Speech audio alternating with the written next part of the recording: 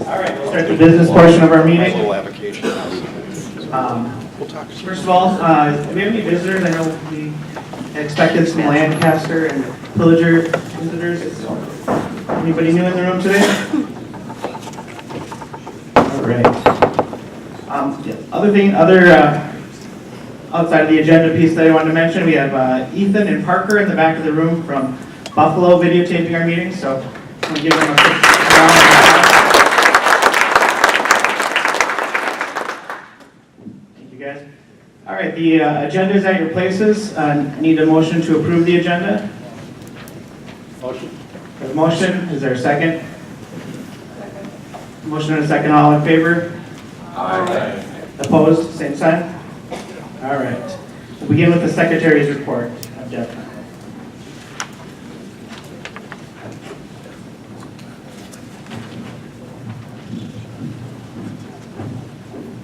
Good morning, everyone. I direct your attention to the green sheets in your packet. To go over the minutes, Deb, thank you so much for taking the minutes. I was not able to be here at the last meeting. I heard a lot about the last meeting, though, with the program. If you look at those minutes, Ken Piquel was here. He's the new CEO of the Search Institute, and many people have said what a great presentation that was. And he talked a lot about academic rigor increasing over the past few decades, and he also talked about the persistent achievement gap that we all know we face. One of the sentences that Deb wrote that I found very discouraging in that second paragraph there is, something is not connecting for students as the intrinsic desire to learn continues to decline from kindergarten to 12th grade. So that's very concerning for all of us who are so passionate about education for our kids. There are two social psychology experiments going on, one in Austin and one in St. Paul, and there's a program there called REACH, and that acronym is spelled out for you under those minutes. And so there is some hope that there are things that work for kids, and we all have hope in our district because we know we do a great job in public education. So Kent was here to reaffirm, I think, what we're doing and to talk about what maybe we could do better. If you turn the page and go to the treasurer's report, our treasurer, Tom Sager, reported that expenditures and revenues remain on track, thanks to our high-quality staff that are very attentive to the budget. And then he also talked about a preliminary budget, and I assume he'll talk further about that today because it's coming back to us for a vote, final approval today. The executive board report was handled by Scott Hansen, and then the community communications and community outreach report we got from Deb. And she has been, of course, to the Capitol many times, and she was also talking to the membership there about our executive board. We need individuals to come forward and serve on that. Then we had two executive director reports. Deb called them part 1 and part 2. Brad, of course, talked about what was happening at the legislature at the time. And then later he introduced Senator Terry Bonner, who is focused on reducing student debt and making sure that kids come out of our high schools with the skills that they need to go into college and then become successful in industry. And she talked about a particular website there and software that may be helpful to them. And she, on the last page, is looking for ways to align E12 to higher education through grants. And the second part of Brad's report, he talked about the governor's focus on early kindergarten or pre-K plan and the weighting, the pupil weighting, and the results of that effort on his part will result in a more expensive model with less funding, which was always our concern, wasn't it? And I'm sure Brad will talk more about it. So there you have it. There's the minutes of that very good and engaging meeting. So is there a motion to approve?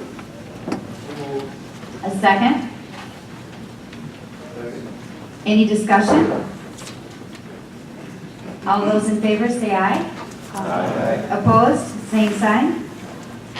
Thank you very much.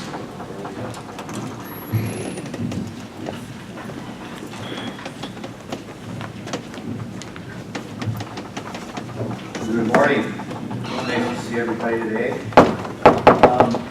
We're going to look at we got two parts today with our financial report. The first part is just our month-end financials, and then the second part, as Deb referenced, we'll review the budget that we presented last month, and then we'll move to that for the next coming fiscal year. So I'd like to start off by turning your attention to the canary yellow documents in your packet. And the first part is just the profit and loss budget versus actual. and we remain right on track with that, mostly because of the good work with Dick and Brad and Deb, managing our budget according to plan. We always like to take a look at how far we are through the year. At this point, we're 83% of the way through the year at the end of April, and we're 82% of the budget. So right on track there as we would expect. The balance sheet, of course, that just shows the assets that we have currently, and we'll spend that down about another $48,000 this year as we pay the bills for May and June, and we'll end our budget with reserves of around $107,000, which is part of our plan for as we move forward. So with that, I'd like to entertain a motion to approve the month-end financial report for the ending April 2016. So moved. Thank you, Chris. Is there a second?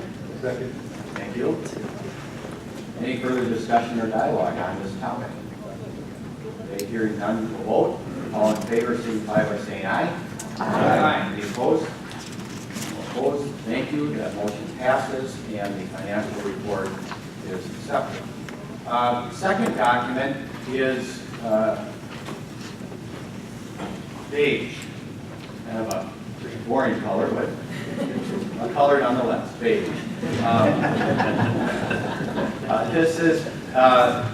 This is what's presented at our last meeting as a kind of our preliminary budget, and then we'll kind of review the main topics or the main points again, and then move to approve this as we prepare for next year.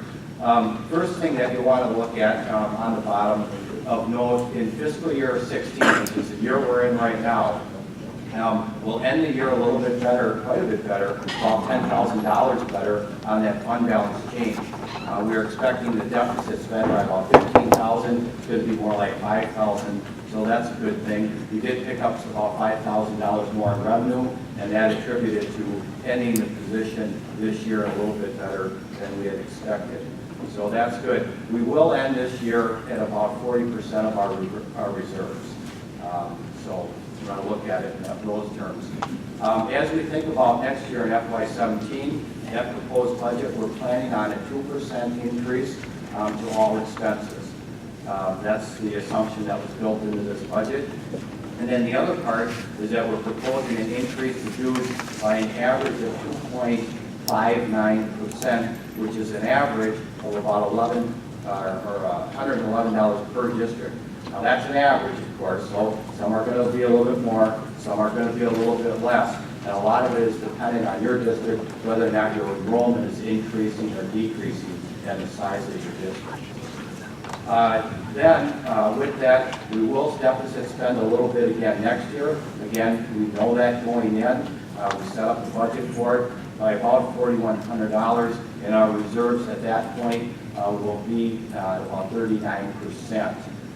So finally, we point out that FY17, again, the year that we're going into, this will be our fourth consecutive year of deficit spending. And while we do our budget and our organization remains at a very suitable and healthy level, it does emphasize the topic that we've been talking about a lot, and that is the importance of attracting and retaining membership. So with that, I'd like to entertain a motion to approve our budget for fiscal year 17. So moved. Thank you. Is there a second? Second. Thank you. Any further questions or dialogue on this topic? Okay, hearing none, we'll vote. All in favor signify by saying aye. Aye. Any opposed? Opposed? Thank you. The motion passes, and we have in place. And we'll move into the communications and community outreach report. And then the executive report. Again. Director of Finance.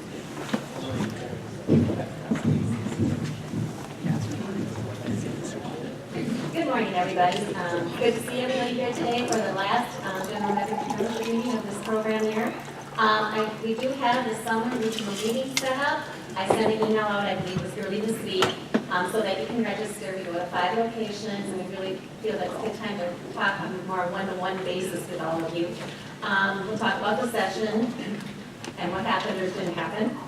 So anyways, and I also want to thank the Capitol visitors. A lot of people here came to the Capitol with me this year. Unfortunately, we didn't make much progress as we were hoping in maybe equalization, but I really think we did a good job setting up for next year. The more we talk with the legislators on our issues, the more they seem to remember and to understand. I think we're making some really good progress. Looking ahead, I always like to volunteer and come out to your school district. I have a presentation talking about education funding and with a political flair to it. I think it's really good. I've done them in school board work sessions. I've done them for the community. So if you're interested in that, I'd be happy to come out. I can talk anywhere from 20 minutes to 40 to an hour, depending on how much time you give me. So just think about that. I'd love to come out. And finally, I'm going to just wrap up with some anecdotal stuff about the millennials. I don't know how young they go, but I have 3 boys. 2 are voting, an 18 and a 22-year-old. And they love Bernie Sanders and can't understand Donald Trump at all. And so their theory is if it's not Bernie, they're going to vote for Trump because they'll think it'll blow up the system. So the young people definitely are not, well, at least my 2 young people, are not interested in being a party affiliated, like Todd was saying. They want to see change. So we'll see if they show up at the polls because they are very adamant, at least 2. So I'll leave it with that. Thanks. It's funny that she says that because I see the same stuff like with our last year's seniors. Well, our guests are here from MDE, and I'm sure they're just, just zeroed in on all this exciting stuff we're doing at the business meeting. So I'll be as brief as I can be, and like Deb, she can do from 20 minutes to an hour, what everybody here knows that I can do from an hour to 3 hours. Just saying that when you're bringing me out. And one of the things I've got on my phone, I've got a daily dictionary, and it gives me a word of the day. It keeps my vocabulary ever expanding. And some of the words in the last week of the legislative session were complacent, which is inclined to please, hypnagogic, which means inducing sleep. But my favorite one was gormless, which means dull or stupid. So I don't know in some cases what that applied to me or applied to the process as a whole. I think that we had a very, very odd end of the legislative session. For those who were following along with the blog, I kept putting up videos of songs that had waiting in the title because we were doing a lot of waiting during the last week. And as Todd and Maureen pointed out, it was kind of a collision this year. Those of us who were hopeful that, they've got 2 or 3 things they're going to do. They'll look at each other. They'll realize, here's some things we can agree on and we can get out of here with plenty of time, and it will be a very orderly end of session. But then again, reality hit, and that wasn't really what happened. So I think that, and there's a lot of reasons for it. One of the things I keep harping on, because this was my 40th year in the process, and when I started there was 1 computer in the entire complex. It was in the Revising of Statutes office, and folks used to have to, actually, the IBM Selectric was the pinnacle of technology back then. So it was really odd to have watched how technology has changed the decision-making process. You can produce a bill now in, what used to take 3 days can now be done in 3 hours, because with the cutting and pasting you can do on a word processing platform, which is you can throw things together very, very fast. Xerox, there's a lot more Xerox machines. You can get things online. It just really has, in some ways, helped the process, but also it's really forestalled decision making, and people keep kicking these decisions out and out and out and out until the last minute, and then you can see what we saw, this huge bonding bill come down the pike at the last minute. The Senate decides to amend it. Then it doesn't come back up for a vote in the House. So I think one of the problems that we have moving forward is how to harness that technology and how to make sure that the technology is working for the legislature as opposed to, or working for the public as much as it's making these decisions that much more difficult to deal with. We did make some progress this year. I think, again, in a year when we were hoping to get a lot more done in terms of debt service equalization and referendum equalization, those things really didn't get the traction that I hoped they would.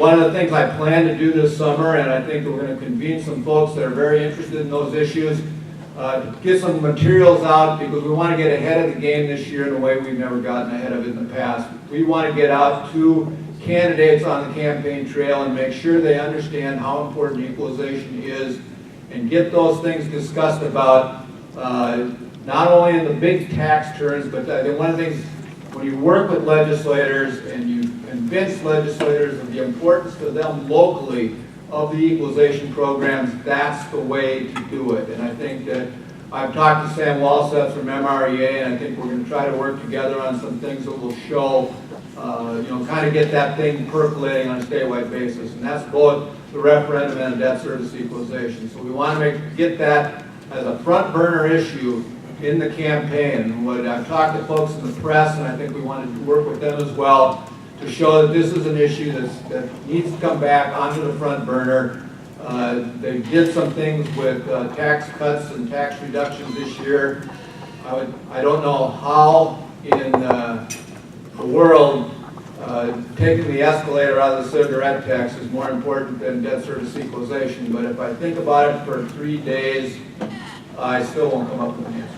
So I guess that's, I think one of the things that, and again, one of the things that we've seen, and I've talked to the governor's staff about this, is to have these issues, the equalization issues kind of come as a joint presentation or a joint budget dealing with both education and the tax committee, because I think oftentimes, and everybody here that's been in this game for a while knows that it's kind of like the anti-Reese's peanut butter cup, because usually they'll say, no, that's my chocolate, no, that's my peanut butter.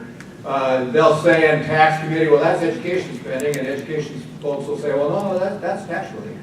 We've got to get a way to we have to find a way to make sure that this is presented in such a unified manner that it will come to a much greater level of recognition of importance with the legislature.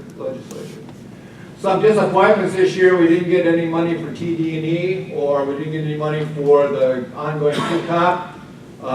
Scott and Scott are made whole from their QCOP with $240,000, but there's no new money going into QCOP. There's money sitting in the pool right now, but once that's expended as programs are approved, there won't be there's not a backup there. But I would really encourage folks to start thinking about that and getting QCOP ideas going this summer, because I think there needs to be pressure on the legislature to say you need to fund that.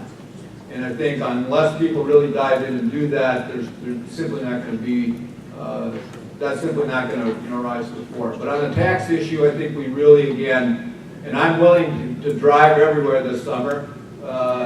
I love getting out and visiting with folks. So please, when you see candidates emerging, when you want to do something with your schools this summer to talk about debt service equalization, referendum equalization, I'll jump in the car and I'll be right out there talking with your candidates. I can customize information for your districts, and we'll certainly work hard at doing that.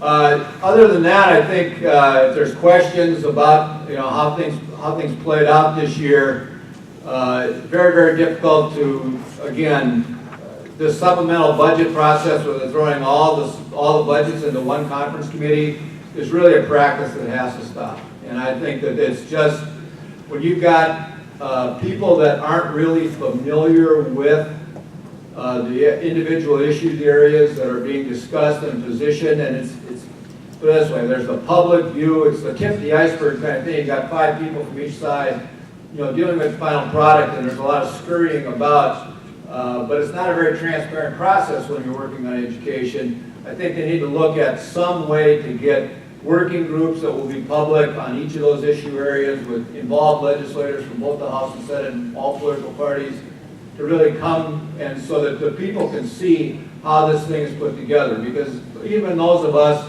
that have been following this, 25 years of lobbying and 26 for this organization, you didn't know who was making the decision or when the decision was being made, and it was just really hard to sort through that. And I think that that's another process that has to be corrected. The other thing I want to thank the East Central School District for funding, providing $19 million for districts throughout the state. The maximum effort loan program that is going to be, folks will be refinancing under that.